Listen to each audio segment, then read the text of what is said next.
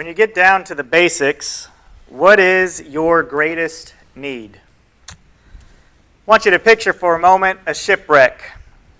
A man who is clinging to the broken piece of a ship, and he floats along in the ocean and eventually makes it to a deserted island. He has no clothing except what he is wearing. He makes a shelter for himself and lives off the land to survive.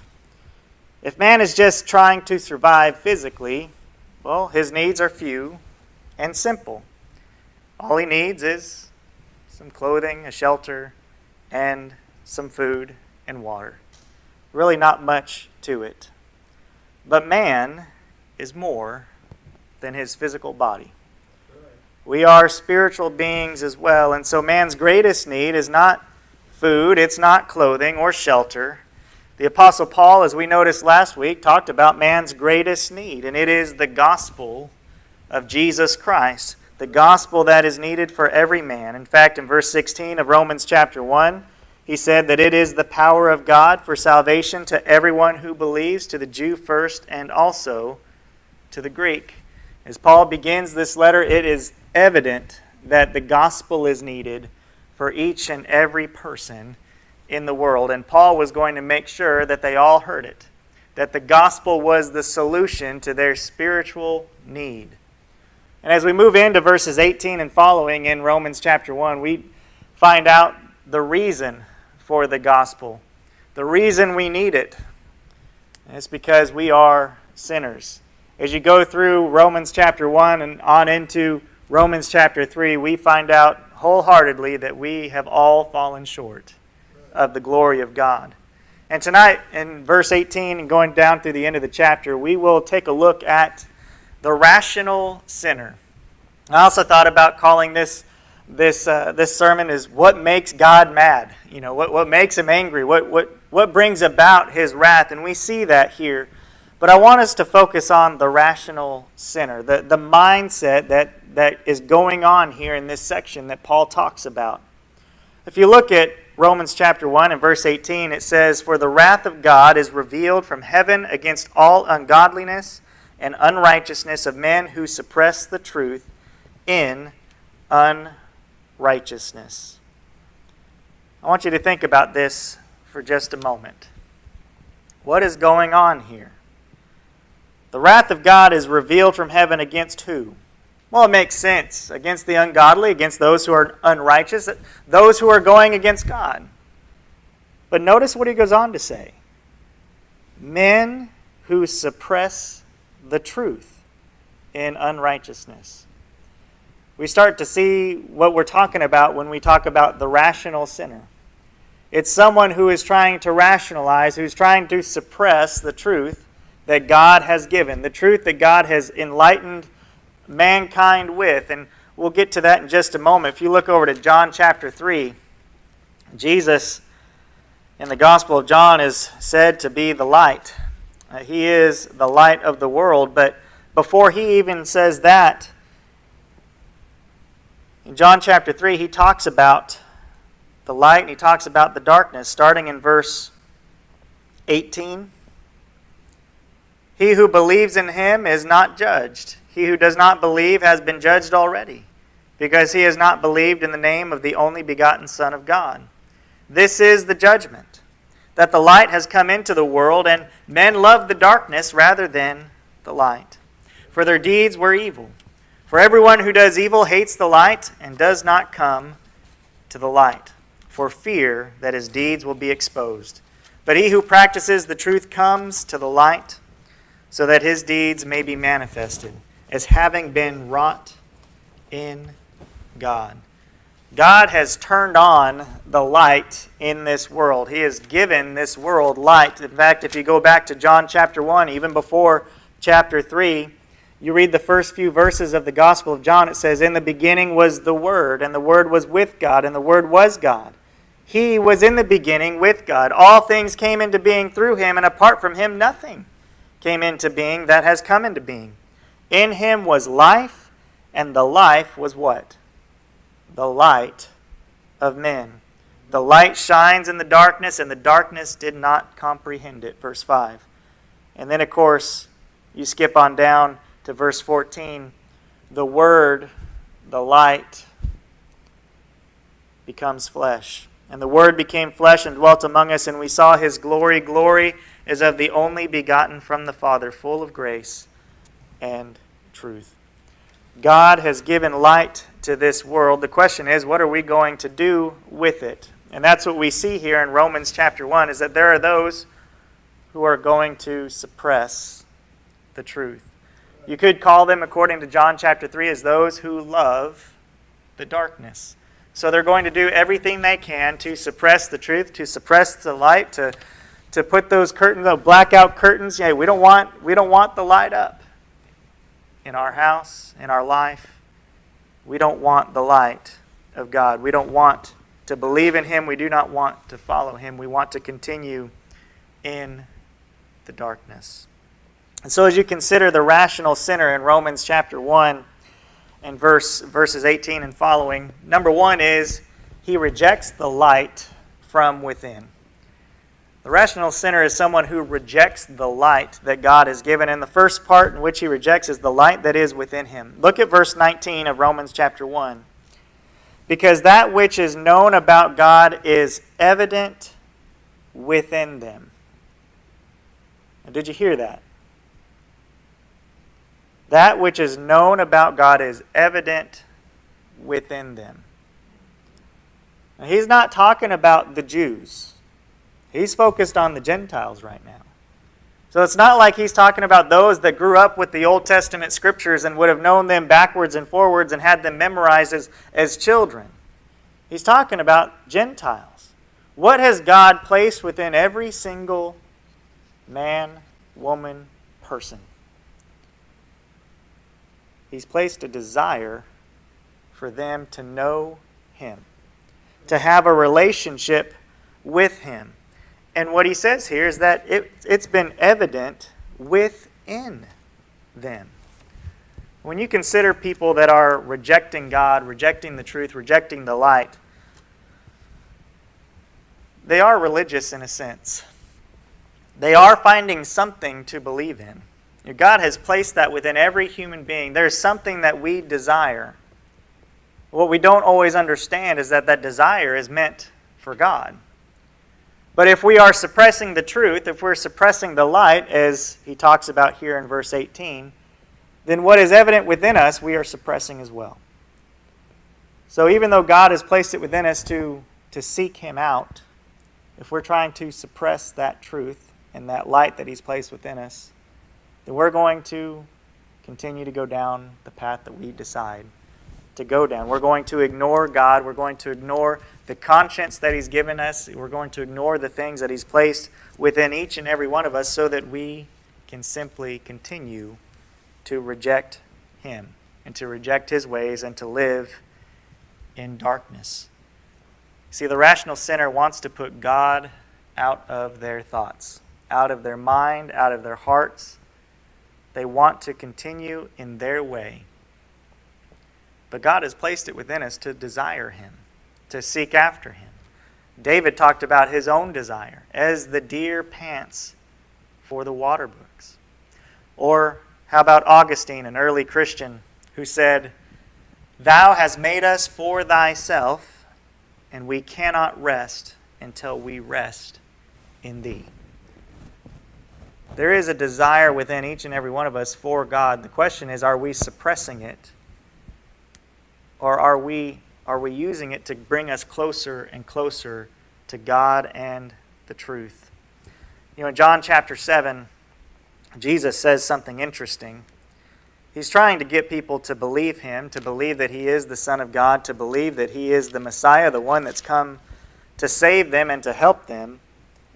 But they're struggling to see that. But in John chapter 7 and verse 17, He says, "If anyone is willing to do His will," that is, if anyone is willing to do God's will, "he will know of the teaching, whether it is of God or whether I speak from myself." If we choose to do God's will, guess what? We will know if it is His teaching. That's a very interesting concept that Jesus brings up to them, is you need to follow God's will, and you will clearly see if it is from Him or not. Now, you need to see that, and you need to do that for it to be of any benefit to you. If you just continue to reject it, then you won't see the evidence. You won't get to experience the evidence that God has given through His Son, Jesus Christ, and the will that He's given to us. So we need to do our best to do His will and figure it out, to follow that innate desire within us that He has given to us. But the rational sinner is one who rejects the light from within. We are rejecting God from within ourselves because He has put that desire within us, that knowledge to gain more understanding about who He is. But not only are we rejecting the light from within, we are rejecting the light from without. Look at verse 20. For since the creation of the world, His invisible attributes, His eternal power and divine nature have been clearly seen, being understood through what has been made, so that they are without excuse.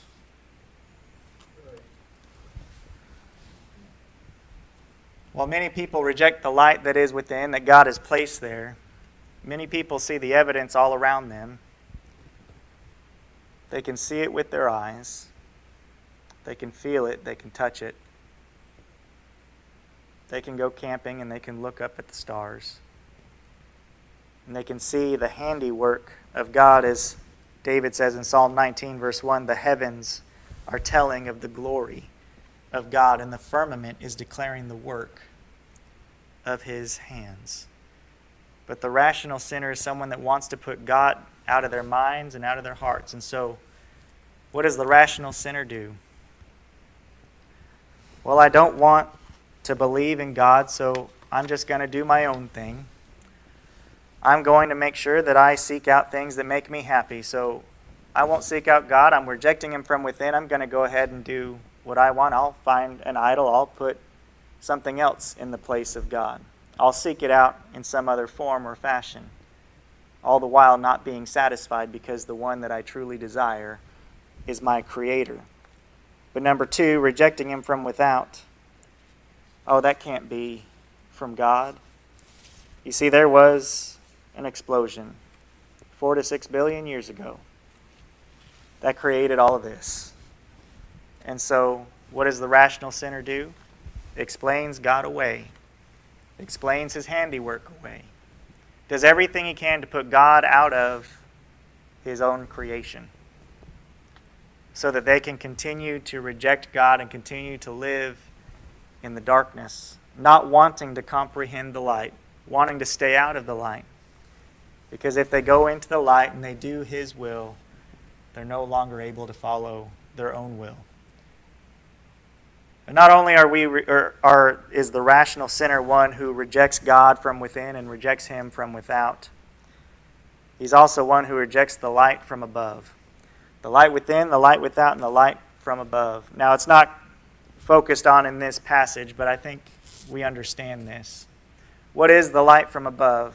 I already kind of mentioned it in John chapter 1 as we read Jesus coming from above. In fact, if you continue to read through the Gospel of John, you'll notice that Jesus talks about the fact that He is the bread of life and that He came from heaven. He is the manna from heaven coming down in that day and age, that He came from above.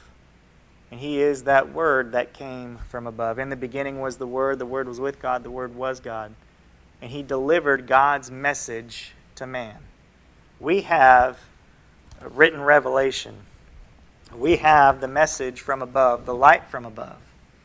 This isn't just a work of mankind. Yes, man wrote the words as they were directed, guided, inspired by the Holy Spirit, by God. He made sure that the words were given were His words. In fact, Jesus Himself says many a times in the Gospel accounts, He says, I do not speak on my own initiative. The words that I speak are of my Father, are from my Father.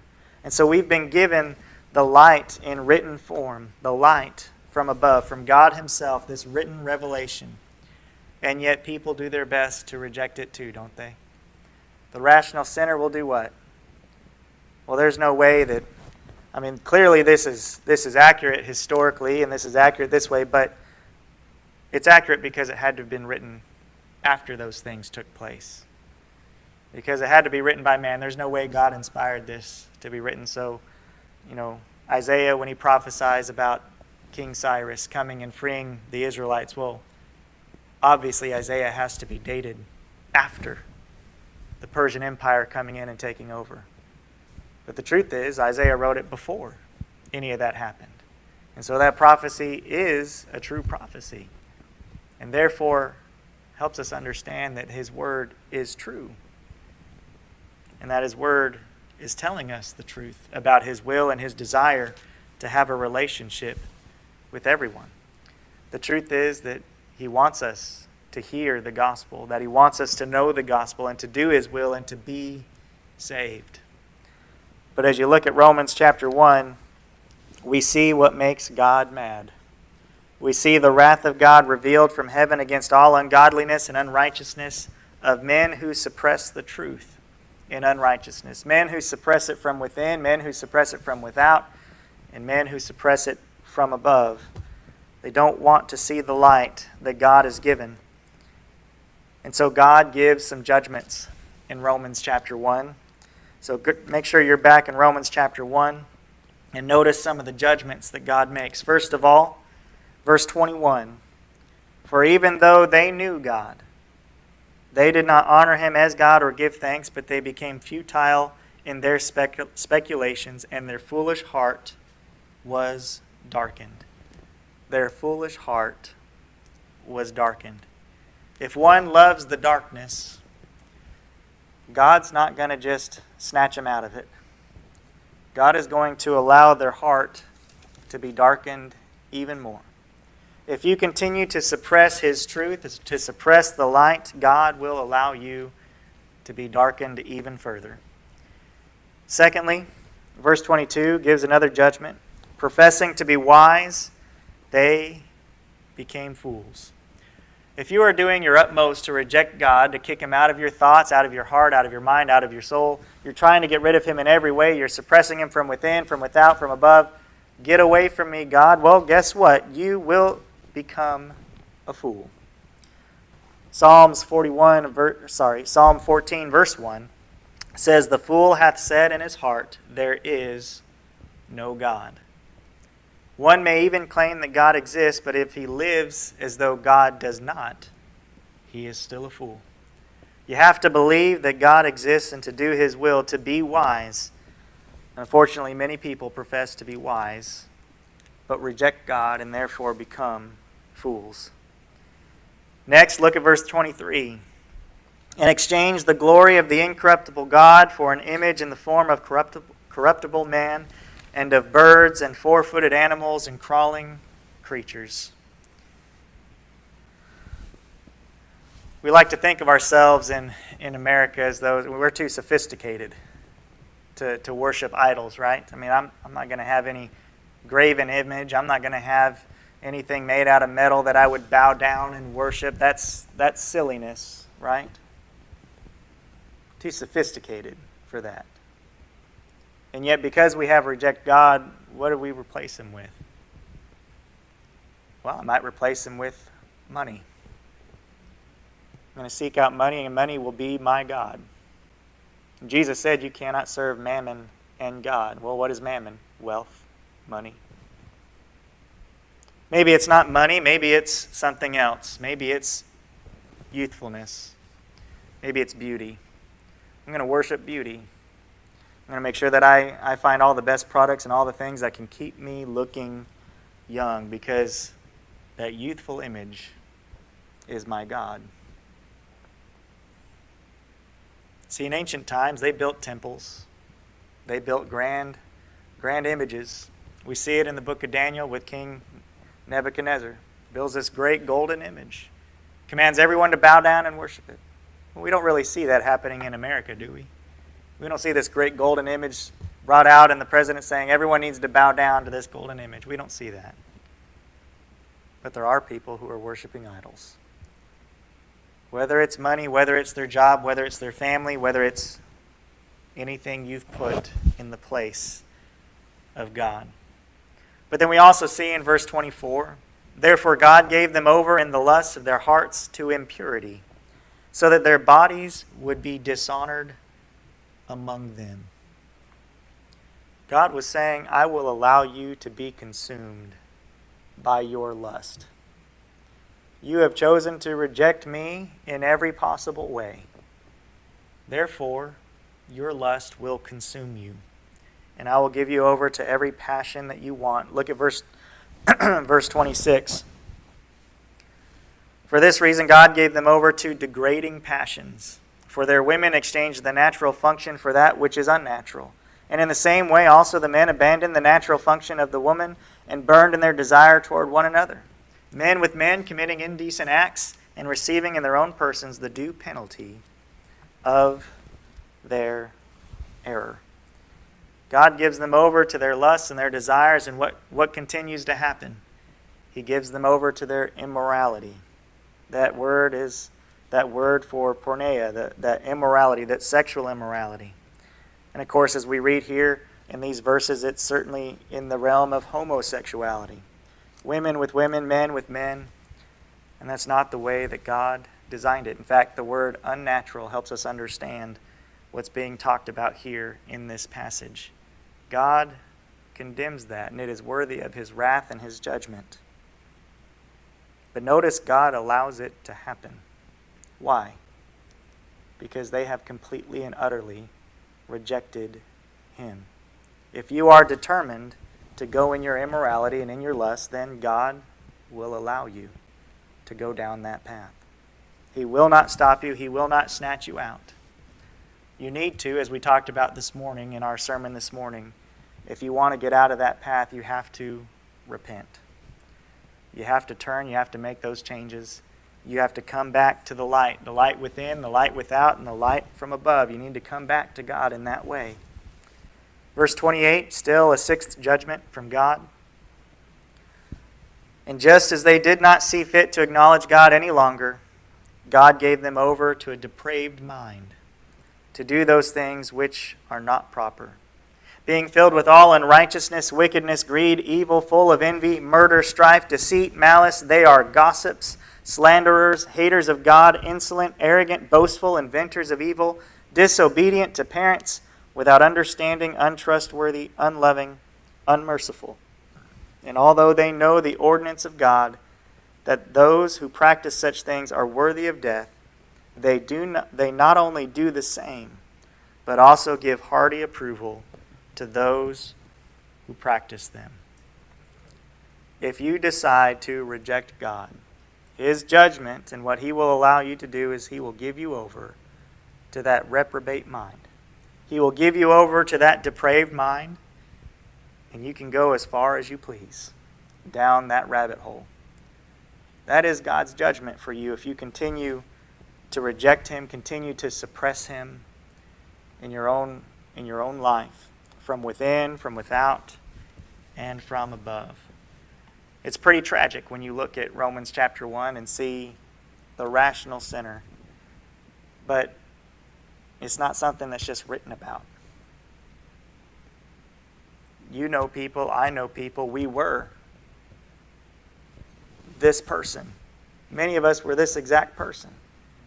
Rejecting God and trying to keep him out of our life while we desired and focused on our own selfish ambitions, lusts, or depraved mind, whatever it might have been. And God allowed us to go down that path until we made the decision to see the light. To see the light that was within, the light that was without, and to see the light in his word that came from above. It's tragic, but it doesn't mean that it's the end. What we understand from this passage is that all sin. We've all sinned. We've all given over to some sort of lust, some sort of desire, but it's not the end. In fact, if you go back to the beginning of the book, Paul says that he is a bondservant of Christ Jesus, called as an apostle, set apart for the gospel of God, that good news. If we would just hear, believe, understand the good news that God has sent with his Son Jesus, what he's given to us, we can get back into fellowship, into reconciliation with God, and to live with Him, to have eternal life, to have the blessings that He has for us, and to avoid, verse 18, the wrath of God being revealed from heaven against all ungodliness. Instead of being those that fit in with the ungodly and the unrighteous, if we will turn to His gospel and we will turn to Him, we can have, instead of wrath, we can hold on to His love. We can hold on to His grace, to His mercy, to His justification. What we'll find out in the book of Romans is that we are justified by our faith. You have got to believe in Jesus. You've got to believe in God. If you reject Him, then you will fall into those who will receive His wrath. Let's not be the rational sinner. Let's not be the one that tries to rationalize God out of everything. There are many that are doing it today. I hope that you won't. I hope that you'll look at this passage and understand that you need to consider some things. Start looking around at the world around you with a new lens.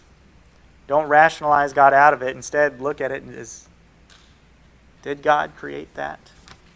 Start to question it. Start to think about it. Don't just leave Him out of His own creation. Instead, be one that comes to the gospel, that comes to His Son and receives not only the light, but receives the light of life. If you're here this evening or you're watching online and you are encouraged by this lesson and you want to learn more, you want to grow more, you want to study, you need to respond in any way, please reach out to us or come forward this evening as we stand and as we sing.